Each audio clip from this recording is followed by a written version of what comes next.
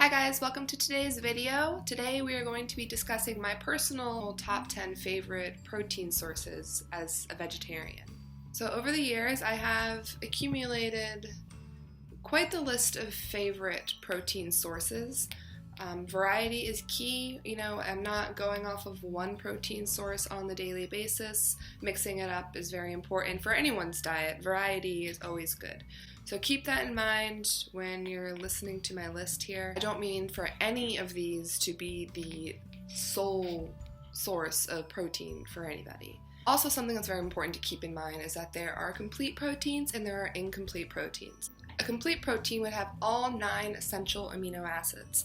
So if you find a protein that only has, 4 or 5 of those amino acids, if you can find another food that has the remaining amino acids and combine them, then you've created a complete protein, such as a perfect example would be beans and rice. Beans by itself is not a complete protein. Rice by itself is not a complete protein. But when you put them together, they become a complete protein. So also keep that in mind as we're going through the list, because some of these are complete proteins, some of them are not. So without further ado, let's get right into it. My personal top 10 favorite vegetarian protein sources. Start with a pretty basic one. Number 1. Or let's count down actually. Number 10, spinach. From 1 cup of raw spinach, you get 1 gram of protein. That's not that much. But if you cook it or blend it up, it becomes more dense, obviously, per cup.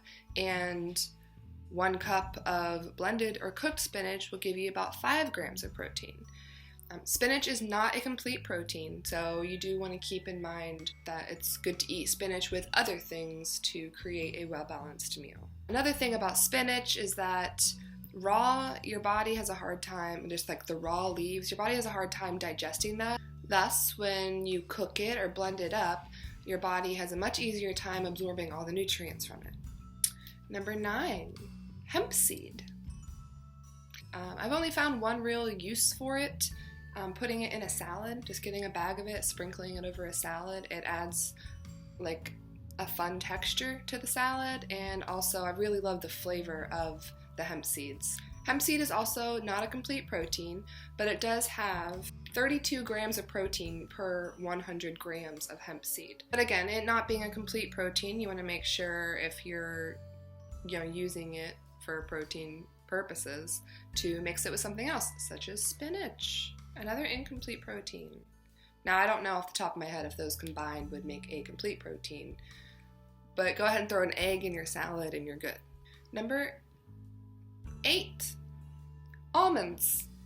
Almonds are delicious. I don't like cooked almonds, but I like them just raw. And for 1 cup of almonds, you get 30 grams of protein. Again, not a complete protein, so you can't rely on that solely as a protein source. And when it comes to eating them, I typically just eat them as a snack by the handful.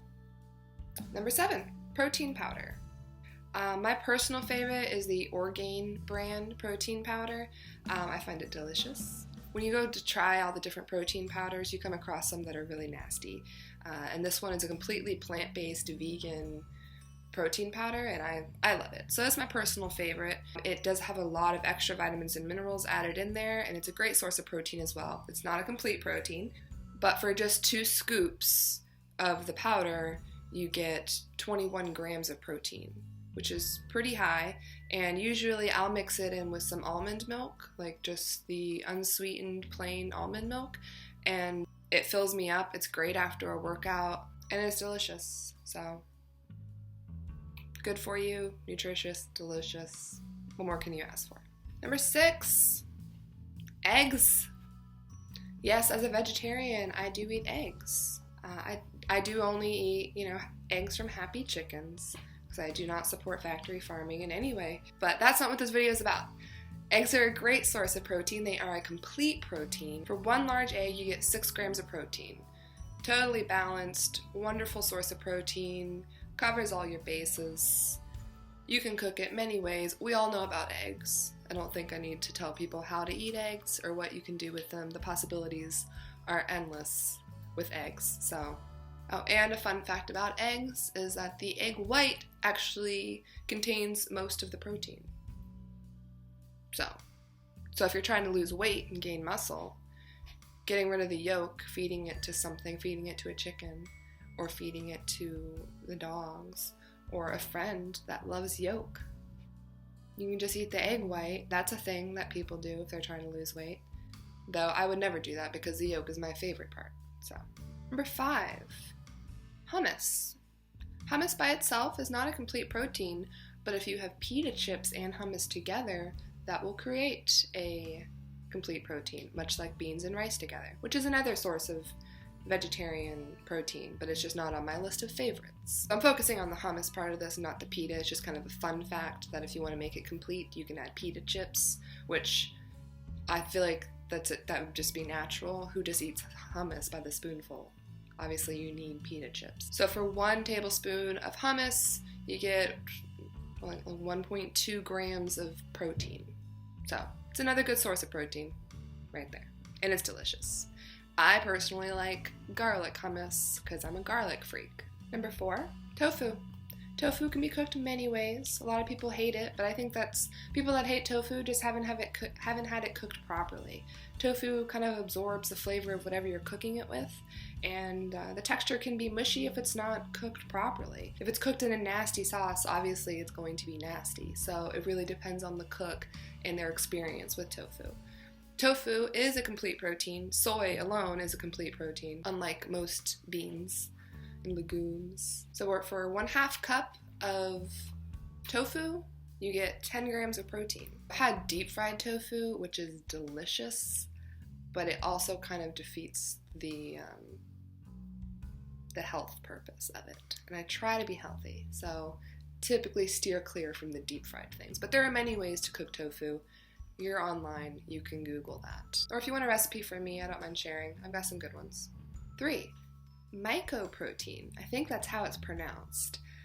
I'm personally a huge fan. The brand Quorn, I also don't know if I'm pronouncing that properly. It's Quorn. It's right up here. They make amazing chicken patties. Mycoprotein is made by adding oxygen, nitrogen, glucose, and minerals to a fungus. The fungus is called something like Fusarium venatum. I don't know how to pronounce it, but it's a mushroom of sorts. It's a fungus, and it's fermented in a vat and fed all of those things. And mycoprotein is a complete protein. It is also a delicious protein. Probably my favorite meat substitute. Not big on meat substitutes in general, but if I'm craving a sandwich that I really want to bite into, a chicken patty type of sandwich deal, that's definitely the place to go. I love it. Super good. However, I have heard that some people have had sensitivities to mycoprotein. There's been various sensitivities. I'm not going to go into it. I guess if you're trying it for the first time, I would suggest just having a little bit and seeing how you react to it. But for me, it sits well with me, so no problems here. Though I'm not very sensitive in general, physically. So some people are very against the mycoprotein just because of people having allergic reactions or sensitivities to it. But this is my list of my favorite things, so that is why it is, in my top 3. So with that said, for 1 chicken patty, you get 9 grams of protein. Pretty solid. And as I said, it's a complete protein, so go crazy. Number 2, peanut butter. Love me some peanut butter. Can't go wrong. Super versatile. Eat it by the spoonful. Eat it on toast. Make a sandwich. Mix it into shakes. So many things. Another protein source with endless possibilities.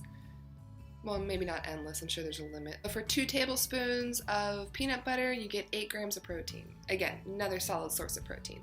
And a delicious source as well.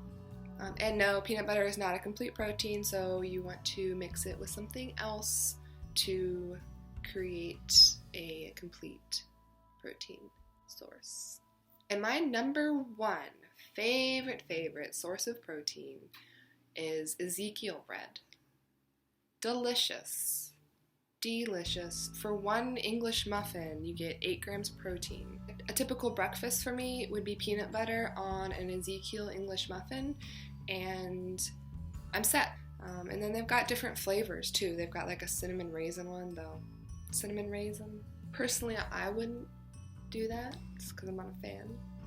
but I know people do. Put some peanut butter on that, delicious, or honey. Alright, so that's my top 10 favorite vegetarian protein sources. These are all things that I actually eat on a regular basis. I think they all taste good, they are reasonable, they're normal foods.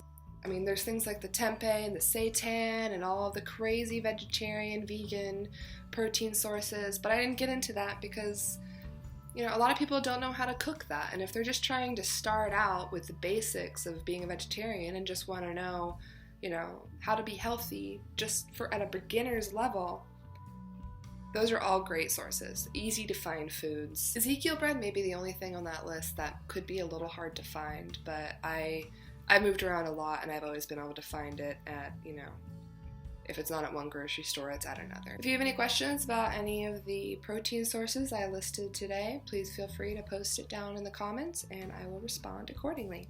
Thanks for watching today's video. Hope you have a wonderful day, morning, evening, night, wherever, whatever. Remember to like this video, subscribe to my channel, and I will see you next time.